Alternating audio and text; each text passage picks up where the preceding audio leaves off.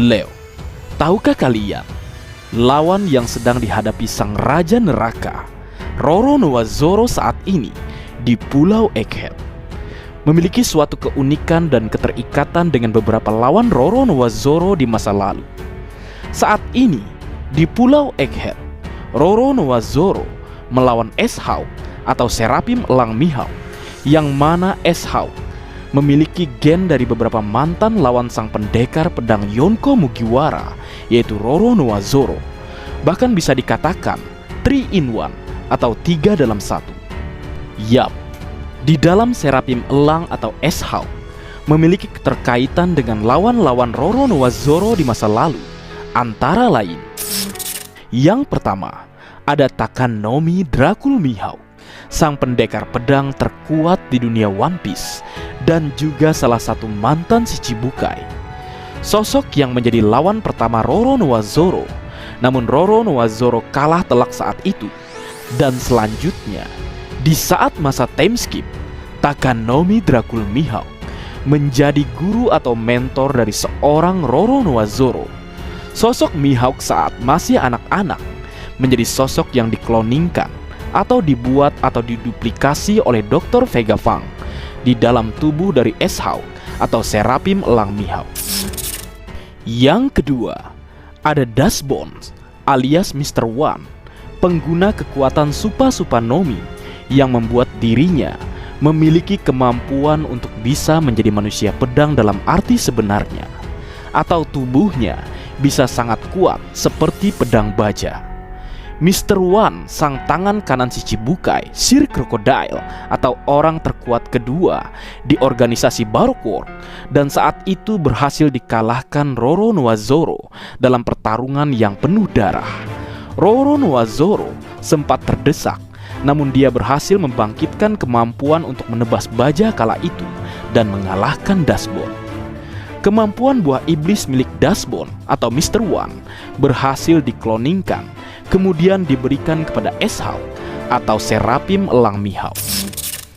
Yang ketiga, ada King the Wildfire atau Albert, komandan Yonko pertama, Yonko sang raja hewan buas, Hyakuzu no Kaido, sang Lunarian terakhir.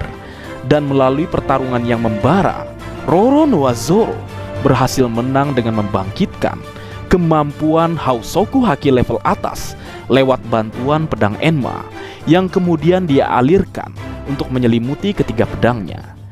Dr. Vega Fang membuat para Seraphim termasuk S-Hawk dengan darah Lunarian, lalu mengimplikasikan tampilan serta kemampuan Lunarian pada setiap Seraphim dengan rambut putih, sayap hitam, kulit coklat, dan api di punggungnya, serta kemampuan spesial dari Lunarian. Leo, Roronoa Zoro bertarung dengan Seraphim Elang Mihawk atau S-Hawk, yang mana itu terhubung dengan 3 lawan Roronoa Zoro di masa lalu, yaitu Takanomi Dracul Mihawk, Dustbone, dan King the Wildfire.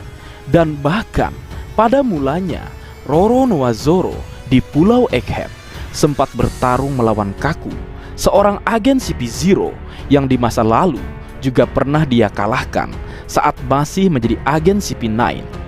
Jadi saat ini atau di masa depan, di Pulau Egghead, pulau ilmu pengetahuan milik Dr. Vega Fang, Roronoa Zoro rematch atau melakukan pertarungan kembali dengan 4 musuh lamanya, namun 3 di antaranya hanya dari gen yang ditanamkan dalam tubuh Seraphim Elang Mihawk atau S-Hawk. Nah, bagaimana menurutmu, Leo? Keren bukan? Oda Sensei seolah sedang menunjukkan jika saat ini level dari Roronoa Zoro sudah berbeda dengan dahulu. Bahkan saat ini dia menghadapi 3 lawan terbesarnya dalam satu waktu dan satu tubuh yang disempurnakan. Mantap! Tambahan, trio monster baru yang terhubung. Dulu kita memang mengenal istilah trio monster bajak laut topi jerami, yaitu Monkey D. Luffy, Roronoa Zoro, dan Kuroashi no Sanji.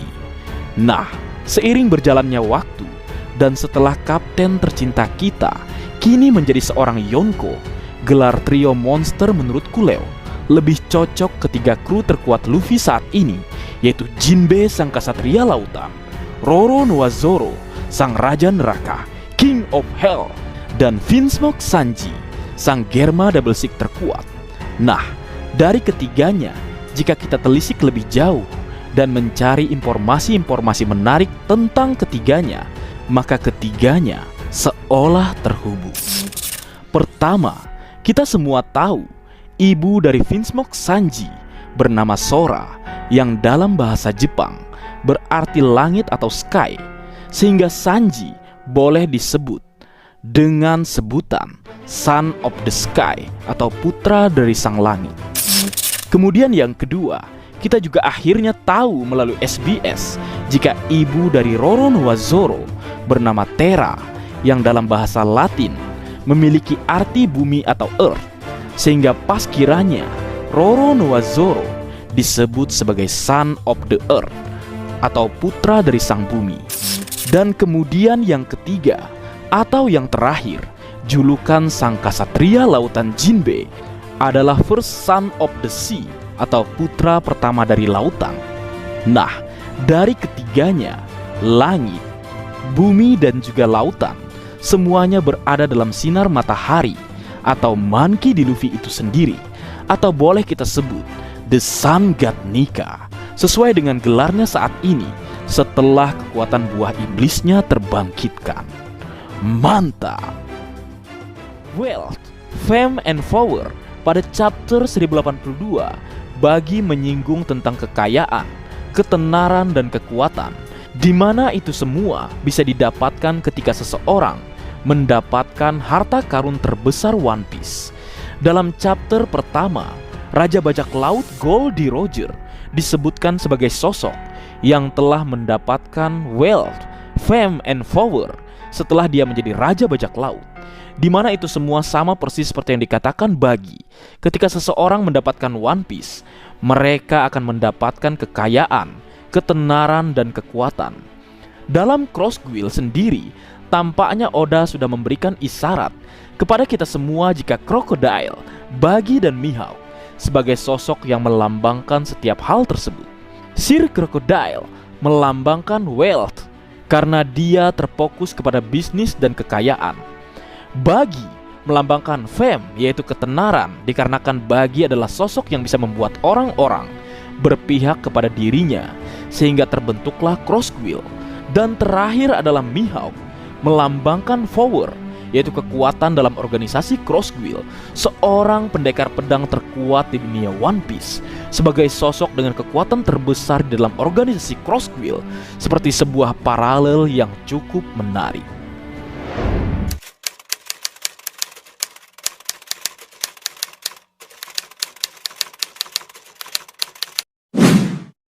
Berikut adalah hal-hal yang ada di dunia One Piece yang berukuran raksasa, sama dengan Junisa, yang juga berasal dari masa lalu.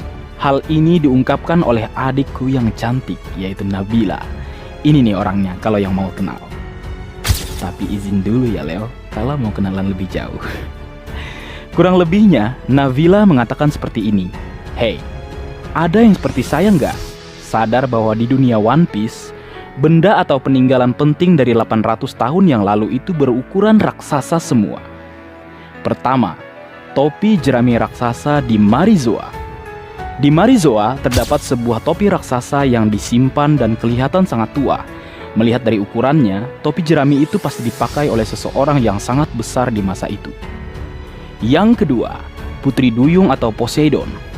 Poseidon adalah salah satu senjata kuno yang mengendalikan monster laut. Ukurannya sangat besar, bahkan bisa dibilang raksasa. Pada saat ini, Poseidon adalah Shirahoshi yang ukurannya juga sangat besar. Yang ketiga, Noah. Noah adalah kapal yang letaknya di pulau manusia ikan. Konon katanya, itu dipersiapkan untuk mengangkut seluruh penduduk Fishman Island ke daratan. Saat ini, kapal itu telah rusak parah, namun dibawa oleh Sea King ke hutan laut pulau manusia ikan. Yang keempat, Pluton. Ada kapal perang pada masa itu yang menjadi salah satu dari 3 senjata kuno. Dalam rancangan yang dilihat Franky, Pluton sepertinya kapal yang sangat besar dan berbahaya sehingga mereka terkejut saat melihatnya. Yang kelima, Poneglyph.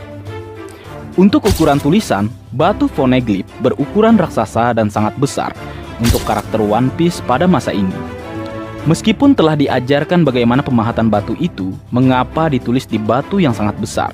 Apakah itu menandakan penulisnya berbadan tinggi atau berbadan besar? Yang keenam, Zu atau Zunisa. Gajah ini konon katanya dikutuk untuk selalu berjalan. Karena gajah ini umurnya lebih dari 800 tahun, tentu dia juga melewati abad kekosongan. Dan gajah ini luar biasa besar, mengalahkan raksasa. Fakta menariknya, gajah ini ternyata tunduk pada Kozuki Momonosuke atau mematuhi perintah atau perkataannya. Apakah Zunisa dikutuk oleh klan Kozuki di masa lalu? Menarik untuk menunggu kebenaran yang akan terungkap selanjutnya. Apakah pada zaman itu semuanya berukuran raksasa? Namun Amatsuki Toki kok enggak ya? Selain itu, ini dari aku ya Leo, tambahan juga. Jembatan raksasa yang pernah ditunjukkan saat pasukan revolusioner menjemput Nico Robin dan saat flashback perjalanan Kozuki Oden saat menjadi bagian dari bajak laut Goldie Roger.